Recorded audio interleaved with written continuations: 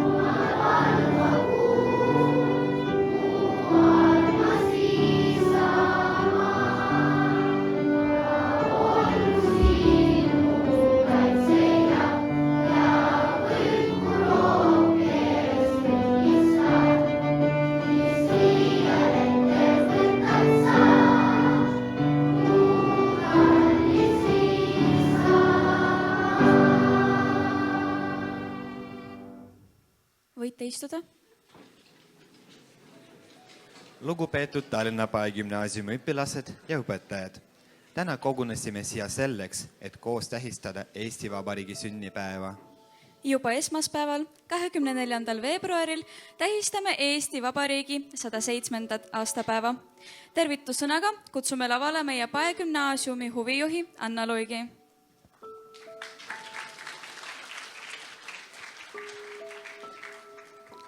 Head sõbrad, õpilased ja õpetajad. Täna on eriline päev, Eesti sünnipäev. See on päev, mil saame korraks peatuda ja mõelda sellele, kui palju meil on põhjust olla tänulikud. Eesti Vabariigi ajalugu on 107 aastat pikk ja vaatamata pikale ajaloole paljud asjad jäänud samaks. Eesti keel, kultuur ja see omapärane Eesti moodi olemine. Olgu see lume krudisemine jalgi all, sinimust valge lehvimas tuules või lihtsalt teadmine, et siin me elame, õpime. Eesti on meie kodu. Meie riik on täpselt selline, milliseks me ta ise loome. Igaüks meist annab oma panuse, olgu see töös, peres, kogukonnas või lihtsalt head sõnad edasi andes. Just see hoiab Eestit elavana ja erilisena.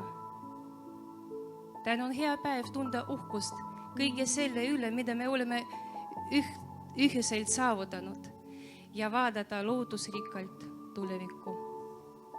Rõõmustage, sest 24. veebruar on meie kõigi pidupäev. Palju õnne Eesti, palju õnne meile kõigile.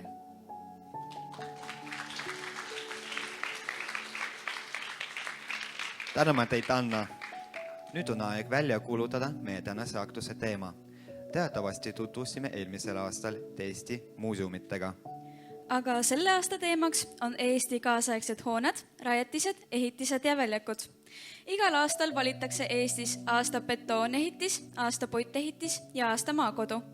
Me tutvustame teile mõned viimaste aastate tunnustatud hooned ja ehitised, et näidata, kuidas iga aastaga muutub meie Eesti riigi elukeskkond aina hubasemaks ja mitmekesisemaks.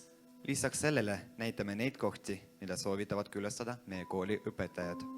Kuid enne seda pöörame tähelepanu ka luulele, sest ilma ilusa luuleta ei möödu Eestis ükski tähtpäev. Kutsume lavale 10. B-klassi õpilase Pavel Samsonovi, kes esineb Hando Runneli luuletusega Ilus maa.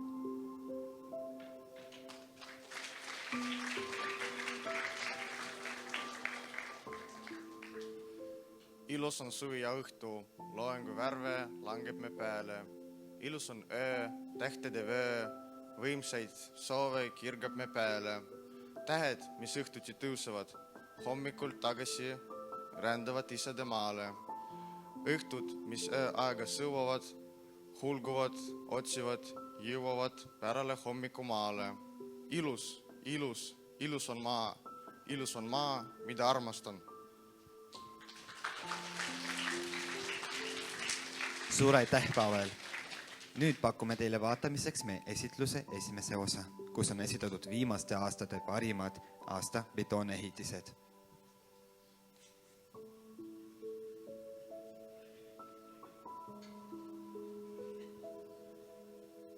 Aastal 2012 parimaks betoonehitiseks valiti Lennusadama angaar.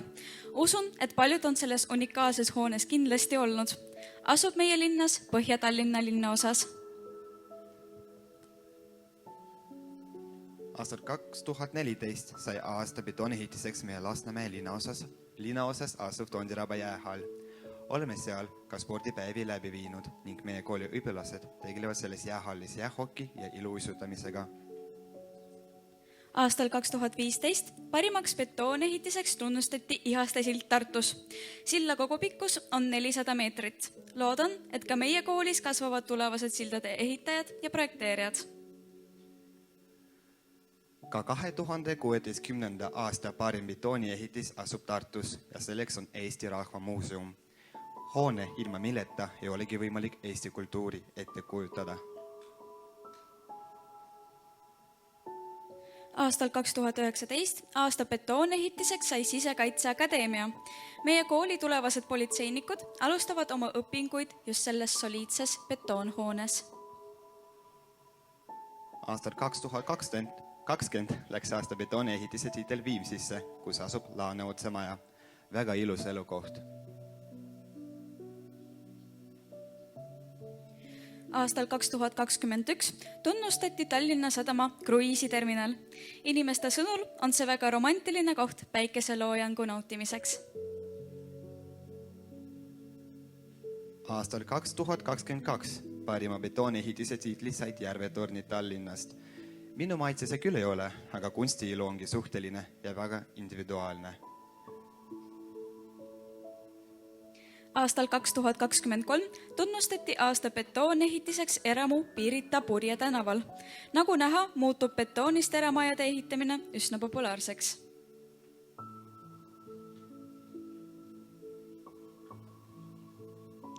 Huvitav, et ma pole isiklikult nendest betoonehitistest näinud. Aga jätkame luuletuste lainel ning kutsume lavale 10. A-klassi õpilase Viktoria Udalovat Hando Runneli luuletusega Me liigume.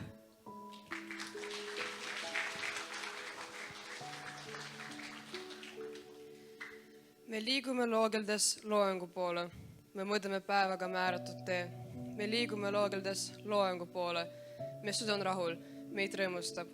See, et loengu kannul käib noorendav hommik, et hommikust algab uus päiksetee. Me palged on pööratud loengu poole. Me süda on rahus, meid rõõmustab. See, et Koit tuleb loengu kuklas ja kannul, veel enne kui kustuda jõuabki see. Et Koit hakkab löömama loengu kannul, veel enne kui kustuda jõuabki see. Ilus, ilus, ilus on maa, mida armastan. Suur tänu, Viktoria, suurepärase esinemise eest. Aga me jätkame tutvumist Eesti kaasaegse ehitistega ning teises osas näitame viimaste aastate parimaid puitehitisi.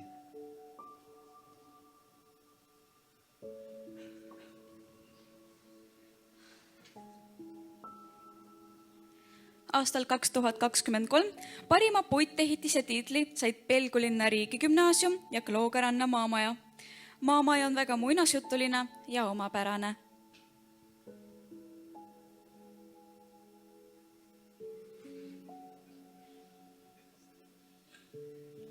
Aastal 2024 sai aasta puitehitiseks Rae riigigümnaasium. Väga ilus hoone, aga meie paegümnaasium on mulle siiski südamelähedase.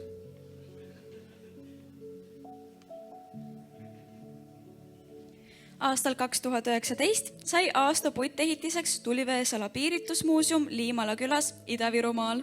See on tänase esitluse esimene objekt Ida-Virumaalt, aga kindlasti mitte viimane. Aastal 2018 parima puitehitise tiitli sai Vastselinna päästekomando. Meie päästjatel peavad olema kaasaegsed töötingimused, sest nad riskivad oma eluga meie nimel. Aastal 2020 parimaks puitehitiseks tunnustati Saue vallamaja. Väga valgusküllaline hoone ilusas Saue vallas. Aastal 2021 leidsi parim puitehitis Muhu saarel, kuhu rajati väga hubane ja looduslähedane Tamme talu. Aastal 2022 sai aasta puitehitiseks Rakvere töö- ja tehnoloogiakeskus. Koht, kus õpivad ja arenevad lääne-viirumaalased.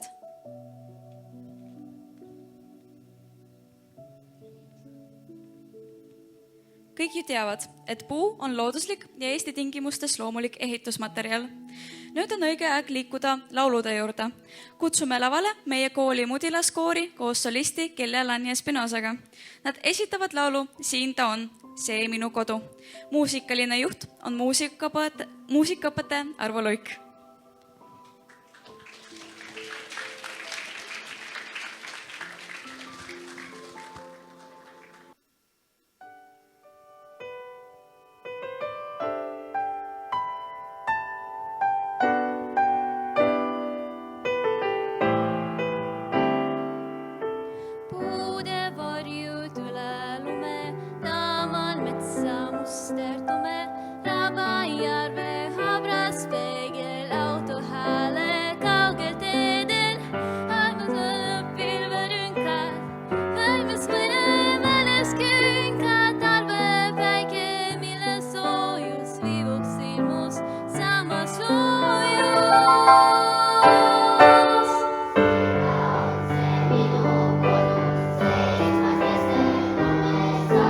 Sinna tonne minu juure ympäri, niin tornitu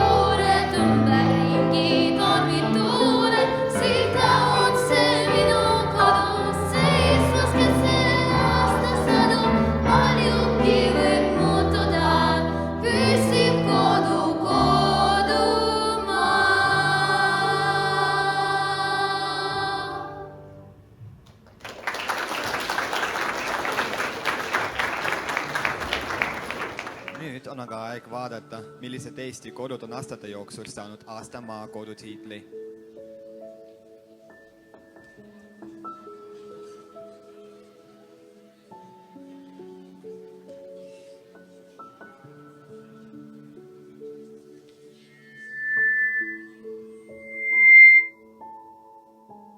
Aastal 2015 tunnustati parima maakodu tiitliga Kadaka talu Noa-Rootsist, kus juures meie algkooliõpetaja Hanna-Gret Vanatoa õppis ja lõpetas Noa-Rootsi gümnaasiumi.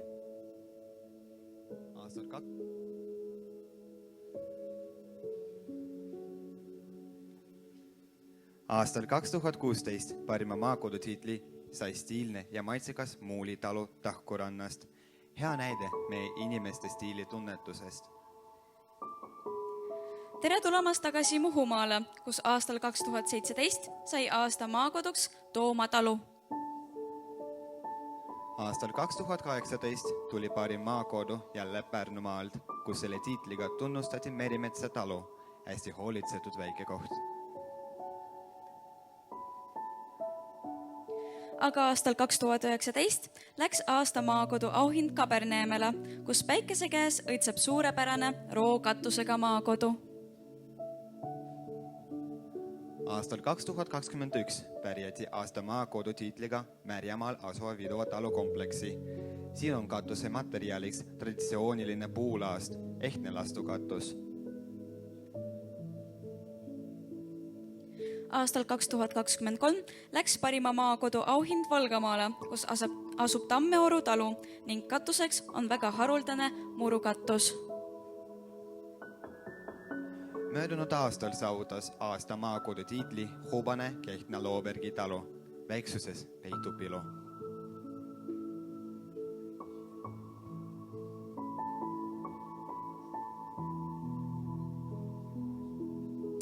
Jätkame laulmise lainel ning kutsume esinema meie kooli noortekoori, kes muusikaõpetaja Arvo Luige saatel esitab laulu Lipulaul.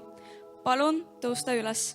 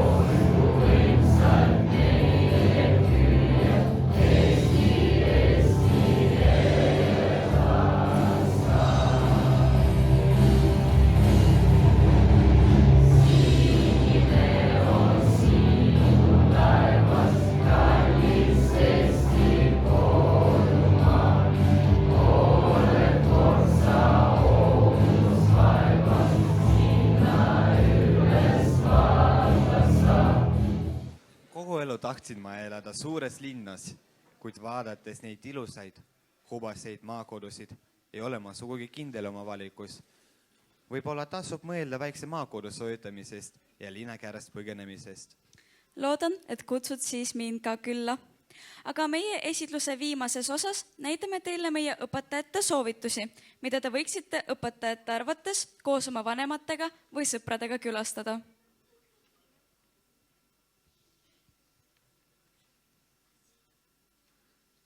Kehalise kasvatuse õpetajad soovitavad külastada Aidu veepargi, mis asub Lüganusel Ida-Virumaal. Piltide põhjal ei usugi, et selline koht asub meile Eestis. Geograafiaõpetajad soovitavad külastada Saaremaal asuvat Kaali meteoriidikraateri järve. Ainulaadne meie tsivilisatsiooniväline koht Eestis. Kunstiõpetajad soovitavad külastada Jakobsoni talumuuseumi, mis kajastab Eesti rahvavalgustaja ja rahvusliku liikumise ühe armastatuma juhi elu. Kõik hooned on rajatud Jakobsoni enda jooniste ja unistuste järgi. Külastajad tervitavad veised, lambad ja hobused. Eesti keele õpetajate arvates tasub minna Pokkumaale, et paremini tutvuda Edgar Valteri muinasjutulise loominguga. Riigikaitseõpetajad soovitavad külastada Valga sõjamuuseumi teemapargi. Väga põnev ja isamaaline muuseum. Ajalooõpetajad kutsuvad Narvasse, et külastada legendaarse Kreenholmi manufaktuuri. Tegemist on ühe suurima ehitisega Eesti territooriumil. Aga algkooliõpetajad kutsuvad mängima, sest lapse töö on mängida. Kõik Jõgevamaale, kus asub Vudila seikluspark. Muusikaõpetajate arvates on külastamisväärt Eesti andekaima ja maailma kuulsa helilooja Arvo Pärdi keskus Laulusmaal. Üksik hoone metsa vahel ja unikaalne muusika ei jäta kedagi üksikõikseks.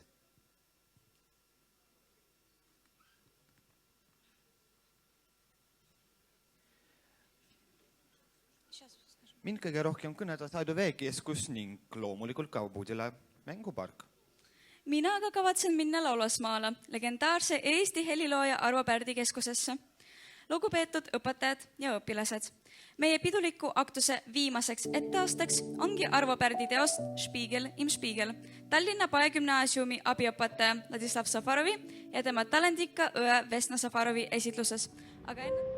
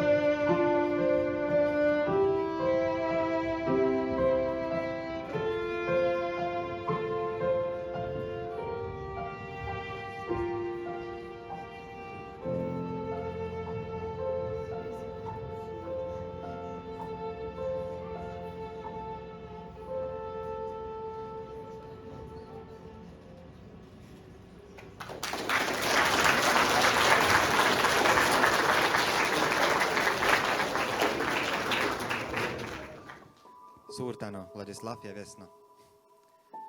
Aga sellega meie pidulikaktus on nüüd läbi. Suur tänu teile, kallid õpilased ja õpetajad. Head vabariigi aastapäeva!